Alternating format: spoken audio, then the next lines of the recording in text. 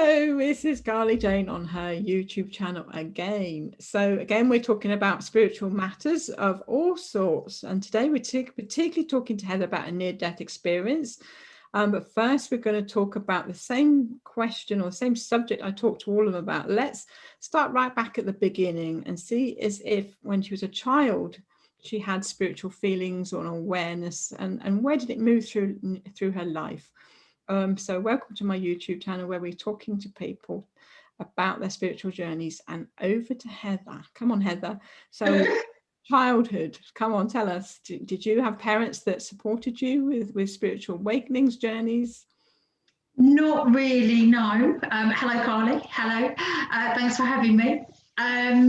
No, not really. I was brought up in a very Christian family. Not that there's anything wrong with that, but obviously, we went to church a lot, and I was really connected with something there. Not necessarily all the readings and everything else, but I did the whole spiritual thing. I thought, this is amazing.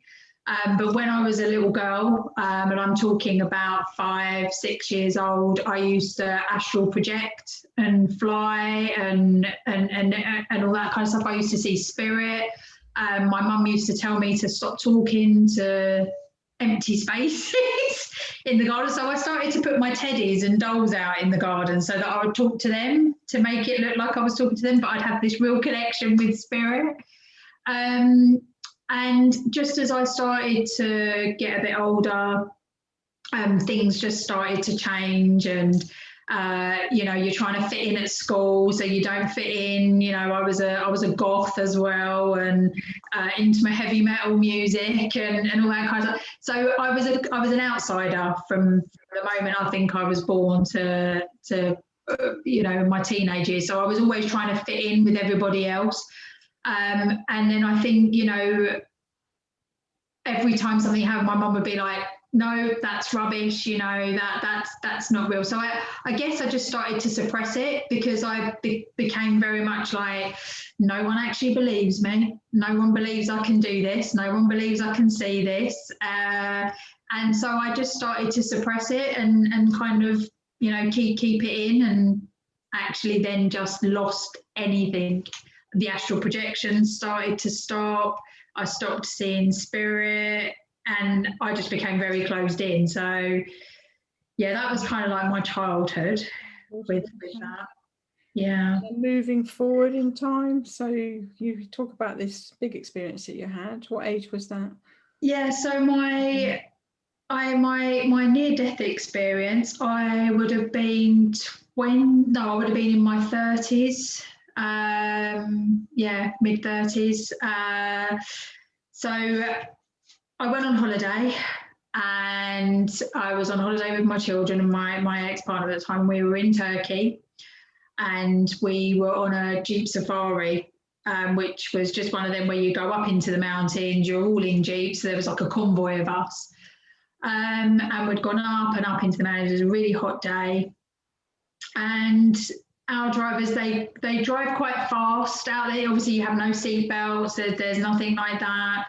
Our drivers were all driving quite fast, and you're going around all these bends. And then, of course, some of them have these water guns. So there was these guys that were standing there, and they were shooting water guns. Mm.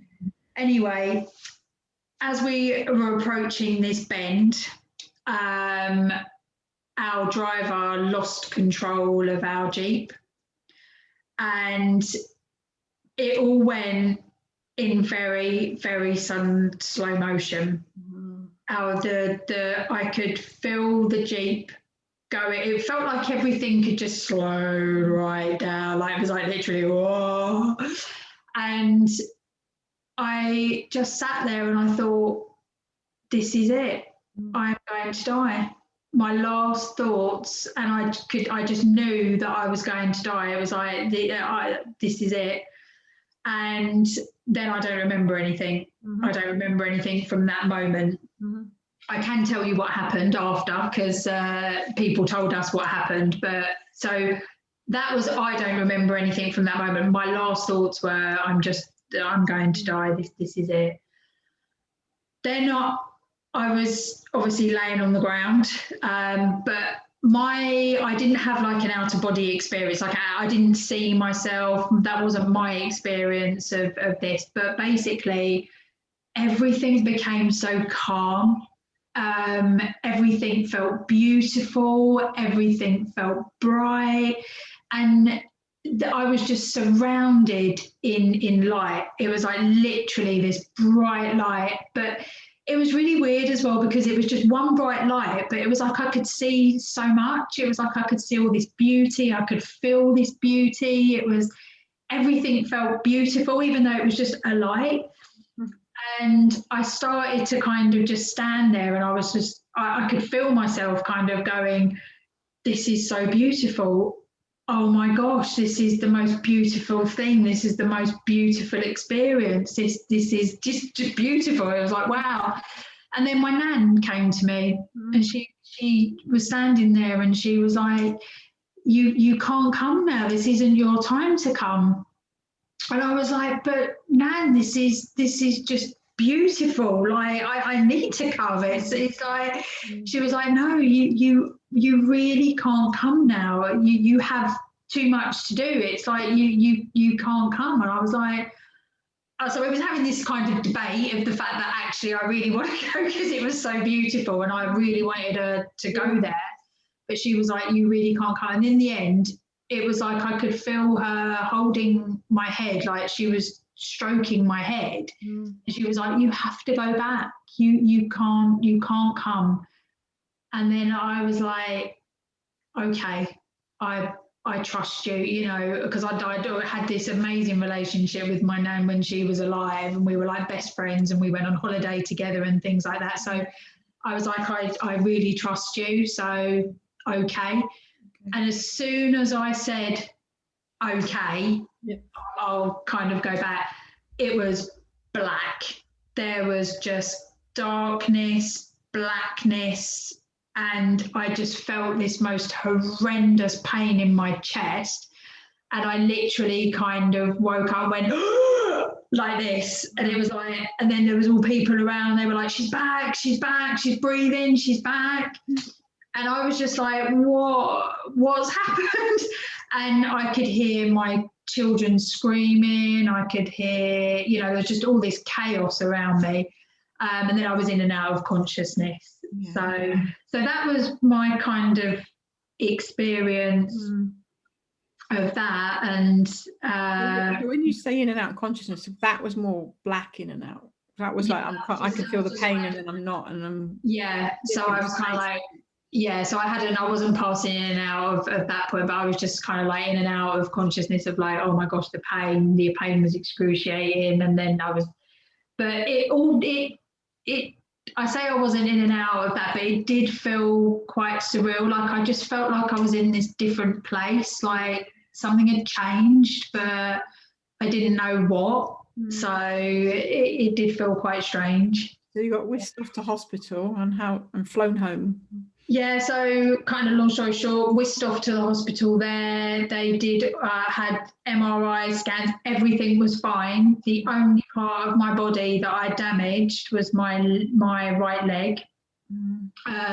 So they did like a fake cast and everything else, and eventually we got flown home. I got airlifted from the plane down to the ground where there was an ambulance. I got taken straight to hospital. And the next day I was operated on. I was told that they may have to amputate my leg. So I was just like, yeah, that's fine, whatever we've got to do. Like, I don't really have a choice right now. It's kind of like, you know, so I was like, yeah, that's fine. I'll deal with whatever has to happen after. So I had the major surgery, and then I was in intensive care. And I was there for about 5 weeks. And then I went into physio. I had to learn how to walk again because everything had just ceased. All the muscles had completely destroyed themselves. So I had to learn how to walk again. Then I was allowed home, but I had to have 24-hour care, and I had to have a bed downstairs. And, you know, so I had to get through all of that. And there were some really dark times during that point where I just thought, I'm never going to get better. This is, you know, I'm just going to be like this, you know, for some time. And on a spiritual level, I actually lost all connection. Like, I know some people have these near-death experiences and you completely change it, you know, like you awaken at that moment and you kind of very much go, that's it, I've got to live my life with purpose every day and I've got to do this. Well, I actually went a different direction. You know, I kind of just closed off to everything. I was in a very bad relationship at the time. So that didn't help either. So, and I actually just shut every ounce of spirituality off, every ounce of connection to source, everything just cut off. Yeah. Yeah. And how did that feel? That was... At the time, I thought, yeah, this is the right thing to do, you know, because I didn't really know what to do, to be honest. I didn't know how to cope with what had happened to me, with the accident. I mean, going back some years before that as well, you know, I'd been in a mental health unit where I'd, you know, had severe depression and suicide attempts, you know, so I'd gone through all of that, got myself through that, then had this accident and had this whole near death, you know, and I was just like, oh, you know, this is it. Did you feel like you like completely disconnected? They talk about soul fragments, and so when trauma happens like that, it's almost, because I've been there with something that happened to me, but it's almost as if you're not really living. You're living a physical body, but you're not really living. Would that describe how you felt? Yes, I felt like piece absolutely shattered. That is it. I felt like pieces of me were just all over the world. It just felt like I'd shattered into 1,000 pieces, and there was not what I literally felt like I was this empty shell, and there was nothing. Walking zombie. I was living every day, but I was like, it's really, do you know, it just really hit something there, because it was like, actually, now when I think back, I'm like, certain parts of my life, or certain parts of that time after that, I don't even really remember or recall, because it was like I was living to live for my children, and I was getting up in the morning, having breakfast, but I can't actually remember. And it was just like everything was shattered everywhere. Yeah, just existing, really, not living, just existing with a physical. Absolutely, yeah. So how did it change? So suddenly, something must have changed, because you look well now. Yeah, so believe it or not, years and years after, because the accident happened, so it was like 12, 13 years ago. So it's even a part of me that I don't even remember the exact time. Like, yeah, it was some time, but yeah. And I left my partner. I just took my children and we ran away. And then I'd met my husband now, who became a very, very close friend, and that's how we started. But as soon as I met him, I was like, I am meant to be with you. You are gonna help just pull me back together. I don't know, it was just like, I just felt, as soon as I looked at him, I was like, I love you. I don't know you, but oh my gosh, I'm deeply connected to you and in love with you. And it was like, you know, that's how we are. But yeah, so we had our relationship, but then I had a breakdown when we first got together. But I think it was like I breathed. It was like, I don't know, it was just, I literally broke down, and it was like, you were safe. It was. I was like, someone loves me as much as I love them, and they're not looking for something in return, or I don't know. And it was just like, wow, I'm safe. And I can be me. And it was from that moment, so that was 7 years ago, funny enough, that we met. And it was from that moment that I started to rebuild myself. And where we used to live, the really funny thing was, where we used to live, there was only 2 shops that were down the road from where we used to live. And it was, one was a sweet shop, the other one was a florist. Anyway, they they changed it, and my son came back and was like, "Mum, you are not going to believe what kind of shop is opening up there." I was like, "What?" He was like, a holistic shop. I was like, "Oh my gosh, this is amazing!" And that my connection with myself started again, because they opened up this shop and it was just full of crystals, herbs, and just going and even standing in the shop, I was like, "Oh, me, this is it." I was like, I'm finding myself again. It was like, and yeah, my journey just started again. And, you know, just realizing that out of all of this darkness, there's this light. You know, there is a light, and it's like, you know, I'm just meeting people, meeting like-minded people like yourself. You know, it's just meeting people that you can talk to and you can share, and realize that you're not alone. There are lots of us out there, you know, that are here to kind of help guide others from our own trauma and from our own experiences. And I think sometimes we're placed to go through these traumas and these experiences because we're strong people, and it was our purpose to go through them so that we can help guide others through, you know, some of it as well. Absolutely. Yeah. Brilliant. Well, thank you for coming to share your story. But is there any tips, anything you'd like to say to people that may be watching this? Because somebody else might be in that place that you were. What would you like to say to them, or to your past self? If you could speak to your past self, what would you want to say? I would say, I would say reach out to people as well. I never did reach out to anybody. And, you know, there are lots of people out there that will help, that have been in the same situation. You know, like there is me, you know, reach out to me. There is you, reach out to you. You know, we are here, and, you know, just don't be alone. And also, I think I just want to kind of, don't be scared as well. I think I just want to sort of say to people as well about death and stuff like that. Not that I want to turn it into a morbid thing, but when I had my near death, it was so beautiful and it was so peaceful. And I think I just want to kind of say that to someone as well, that, you know, if anyone's lost anybody, or anybody's, you know, it is a beautiful, peaceful place.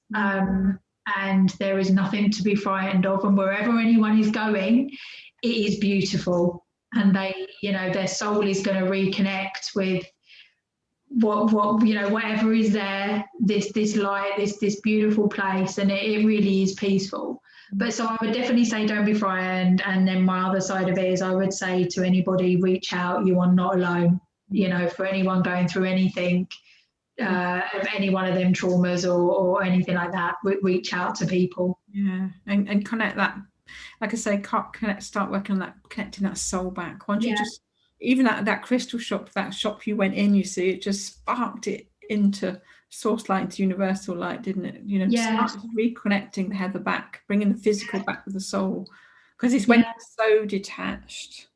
Yeah, so just living. And I'm still working on it, to be honest, Carly. It's like it's taken, you know, because I think I was broken so much into so many different pieces, and it was only literally. And that has a massive impact, and, you know, I don't think you realise that at the time, but you know it does, and it does take time to work on things, and you have to do that work on yourself, and you do have to start to kind of get, but, you know, I'll be open, I still get a bit lost, and I still get a bit, oh no, what am I doing? You know, it all starts kind of coming in, and then I'm like, oh, there's so much, what am I doing? And I think that's why it's so important to connect with people, like-minded people, because they help you stay connected and understand what's happening and everything to you. Yeah. Brilliant. So lovely. So thank you for coming and sharing that story. And I've always said, if it helps one person that listens, you know, we've done job done. So, you know, do reach out if you need help. There are lots of people out there helping people now, because it's, you know, with everything that's going on, people are beginning to feel detached, lonely, with their issues that are going on. But yeah, as Yeah. Heather says, reach out, because there's lots of people out there to help. So thank you for doing this. Amen. Namaste. For anybody Namaste. watching, please do like it, share it, comment, so that we don't know what we're doing. We're coming and chatting and hoping to change one person's life. And if it does that, we've done our job, as I say. So like it, share it, comment. See you all soon.